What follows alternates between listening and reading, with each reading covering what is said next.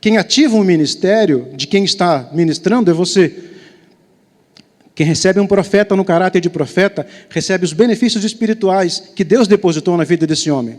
Então, quando você é exposto a uma pregação, você ativa o ministério dessa pessoa, você puxa, extrai dons, talentos, habilidades que Deus depositou na vida dessa pessoa por sobre a sua, e por consequência, muita semente da palavra de Deus é semeada no seu coração. Agora, um planta, outro rega, e Deus dá o crescimento. O quanto da água da palavra você tem permitido entrar no seu coração? A gente está aí no começo do ano, gente, a 4ª semana de 2009. Já estamos na 4ª semana de 2009.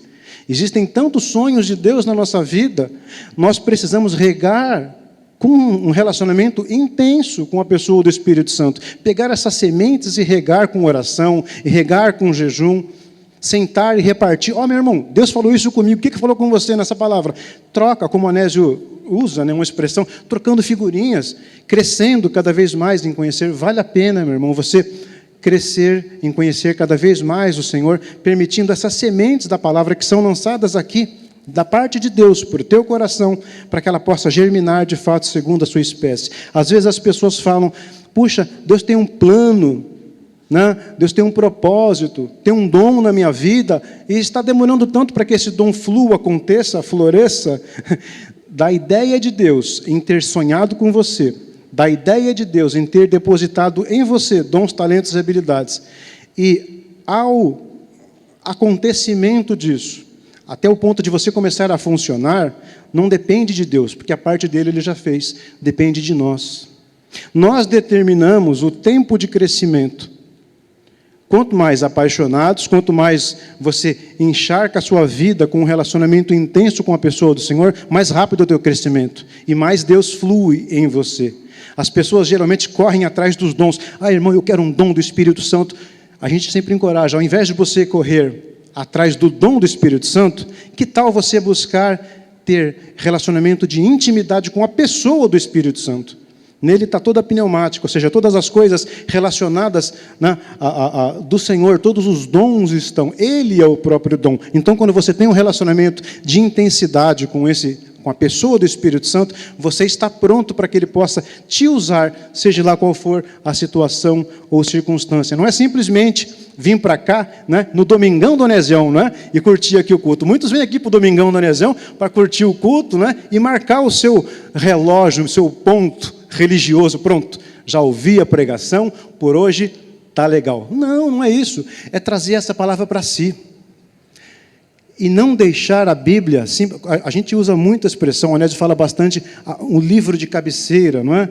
Aqui, as Escrituras, a palavra de Deus. Meu irmão, livro de cabeceira, mas não para deixar aberto na página do Salmo 91, não é? Deixando ela amarela, dura, ressecada. A palavra simplesmente, o livro Bíblia, simplesmente aberto, sem revelação, não quer dizer nada.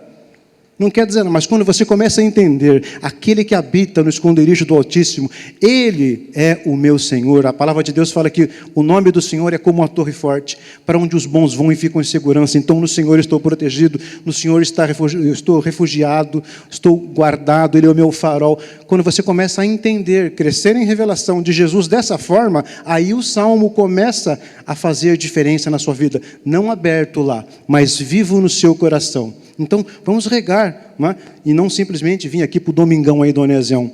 Como vem a fé? A fé ela vem pelo ouvir, mas no sentido de ouvir, dar ouvidos, compreender, ou seja, colocar em prática, vivenciando tudo o que se ouve.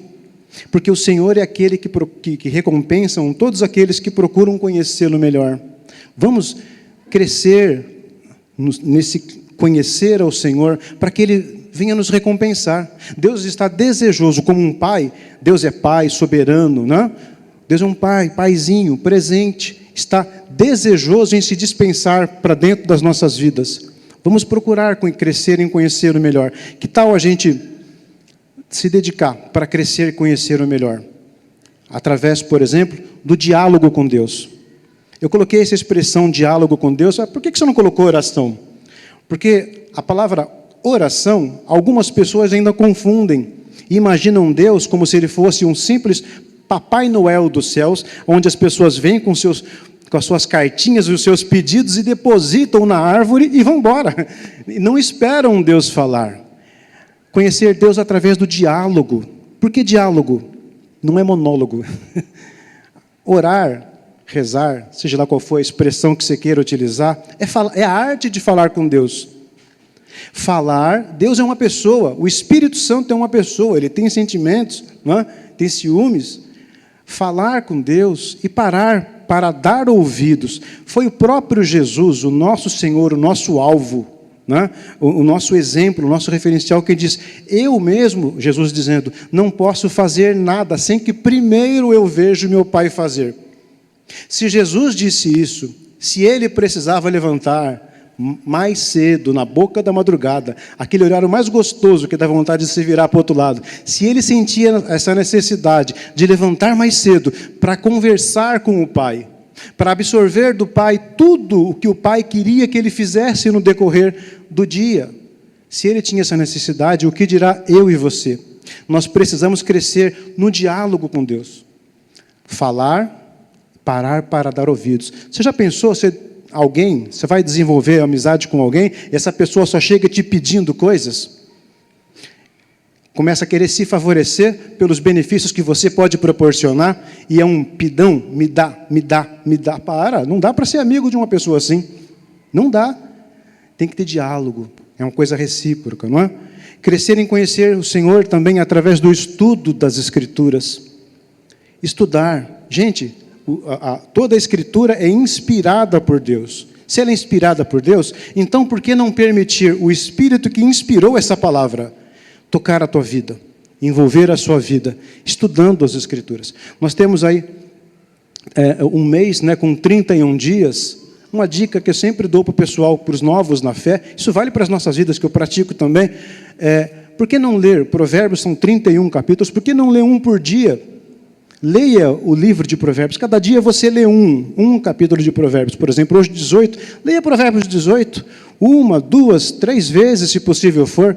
Faz uma anotaçãozinha desses textos dos versículos que mais falaram com você e vai orando durante o dia. Escreve ele num papel. Se você trabalha com computador, põe ele assim na sua mesa, põe no seu Outlook. Se você está em casa, põe ele naquele papelzinho onde você possa ver esses versículos sempre, para que possa te alimentar, cresça em conhecer o Senhor através do estudo das Escrituras, crescer também através do relacionamento com os irmãos. Nós precisamos aprender a crescer em conhecer melhor o Senhor, para ser recompensado por Ele, através do relacionamento com os irmãos. Nós temos aqui na nossa comunidade, o braço pastoral, como os grupos pequenos, grupos de relacionamento. Em fevereiro agora nós vamos retomar.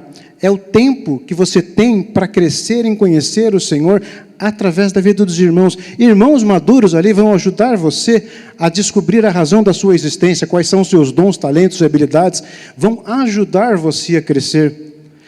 Num grupo pequeno, aqui, por exemplo, no Domingão do Onesiel, né, você é mais um na multidão. No grupo pequeno você tem um nome. Ô, louco, meu.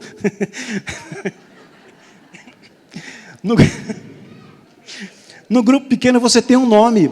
No grupo pequeno as pessoas te conhecem. Aqui, se você está bem vestido, a pessoa fala, fulano de tal está bem. Por quê? Porque está bem vestido. Aí, de repente, o cara está desempregado, tem 3, 4 meses, está passando necessidade dentro de casa, mas está bem vestido. A roupa demora a perecer.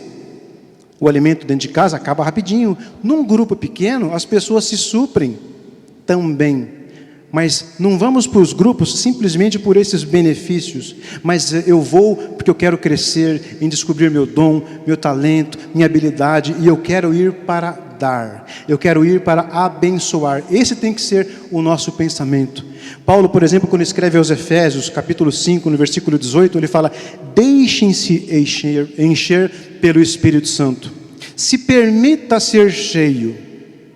Se você não se permitir ser cheio, você vai continuar sempre na medida em que você está.